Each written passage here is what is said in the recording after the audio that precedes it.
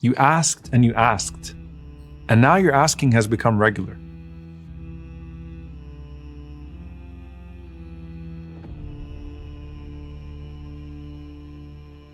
You've learned to talk to Allah throughout the day and throughout the night.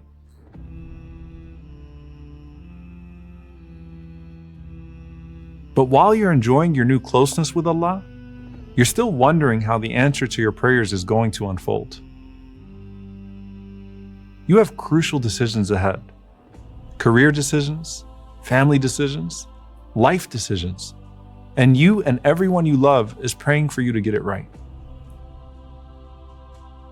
Imam an-Nawawi rahimahullah said, no person ever regrets istishara, which is to seek consultation from righteous people, and istikhara, which is a prayer for guidance from your generous Lord.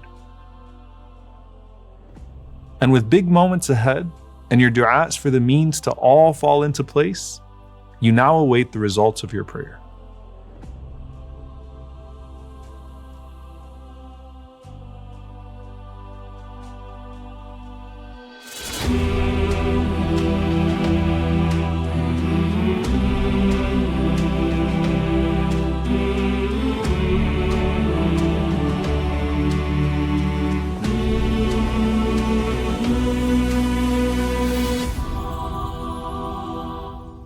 The Prophet ﷺ made dua for 13 years as he and his followers were persecuted for their Islam. But he never gave up on dua and continued even after witnessing his companions being tortured, his loved ones being boycotted, and no one on this earth seemingly willing to take him in. Now think of the Prophet ﷺ making the equivalent of the dua of istikhara in Mecca, then ending up in Ta'if, then going back to make dua again while he was still covered in his blood after being rejected in Ta'if. Medina was always the attention, but Ta'if was an essential part of his journey. And sometimes the interim part of your dua is as essential as the final landing point. I made istikhara and I took a job, or I got into a relationship that ended up being bad for me. No, it was a springboard to something else. Zakaria alayhi salam made dua for a child for decades and decades without a baby being born. But how much was birthed for him and his wife in Jannah for every single time they made those sincere duas? While perhaps Allah opened up other opportunities for them that wouldn't have been possible if they had children. Would Zakaria have paid as close attention to Maryam, the greatest woman of all time, and taken care of her and provided for her if he had children of his own? Ibrahim and Sarah made dua for children for decades before they arrived. Would Hajar and Ismail have even come into the picture if Ishaq was born 13 years earlier instead of his brother Ismail? Allah answered all of their duas according to His time and His plan, and brought out the best in every one of those circumstances. The Prophet ﷺ wanted his home in Mecca to embrace him right away, but he was gifted with Medina, an entire city of his own. The dua of istikhara is asking Allah to place you where it's best for your dunya and akhirah at that particular juncture. The problem is when we get stuck in the middle of the istikhara and not the place that Allah subhanahu wa ta'ala intends us to eventually arrive. And at that point, we can get irritated.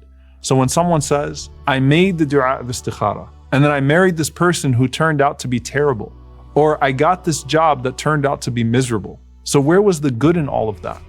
Well, in your istikhara, you're asking Allah for what's good in the akhirah and the dunya. And sometimes those things are going to be in conflict at the particular time that you're asking. And sometimes the same istikhara is going to give you different results based upon where you're at in your journey.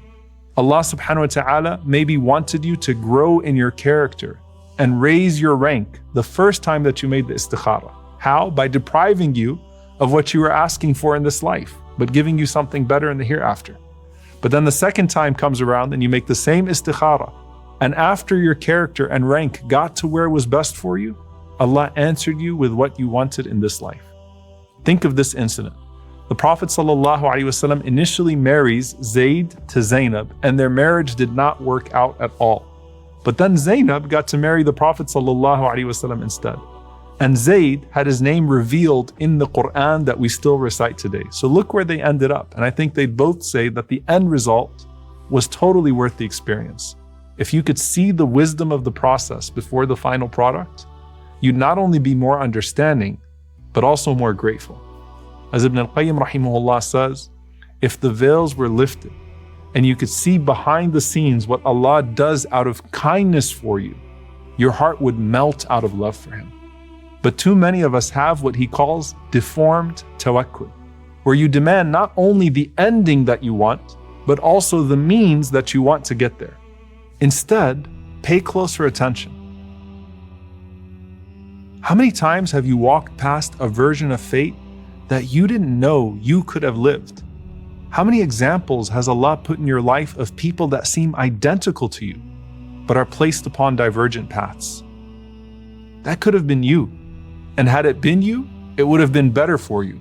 Because whatever state leads your heart back to Allah is the best one for you at any given time.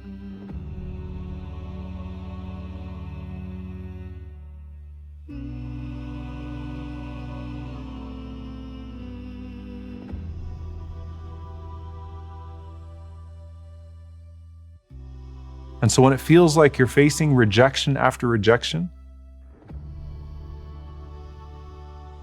but that's what keeps pushing you back to Allah over and over again, then maybe that was the whole point of the rejection in the first place. As Sufyan ibn Uyayna said, what the servant hates is better for him than what he loves, because what he hates will cause him to increase in his dua, and what he loves will distract him from dua.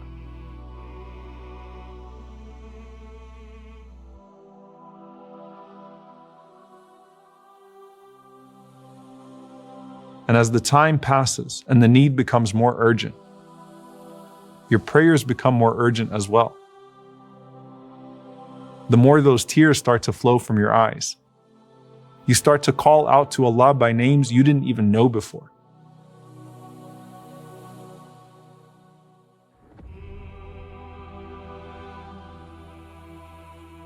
You connect with Allah on a higher level than ever.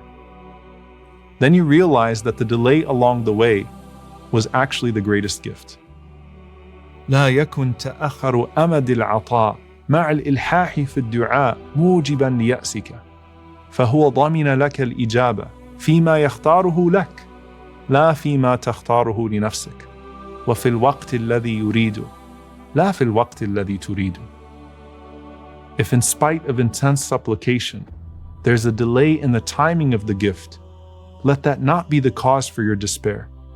For He has guaranteed you a response in what He chooses for you, not in what you choose for yourself, and at the time He wills, not the time you desire. And the tranquility that comes when a person finally decides to let go of the outcome they so desperately want is a feeling beyond words. A humble submission to Allah. And it may even be that Allah will not give you what you think you need until you merely want it. Sometimes He breaks your dependence on it, then He gives it to you. And sometimes in forms and from places you would have never imagined. وَمَنْ يَتَّقِ اللَّهَ يَجْعَلْ لَهُ مَخْرَجًا وَيَرْزُقْهُ مِنْ حَيْثُ لَا يَحْتَسِبُ. Whoever has taqwa of Allah, He makes a way out for him and provides him from places he would have never expected. So when your next test comes along, you'll have more spiritual and mental strength to face it than you would have ever had before. قل لن يصيبنا إلا ما كتب الله لنا هو مولانا وعلى الله فليتوكل المؤمنون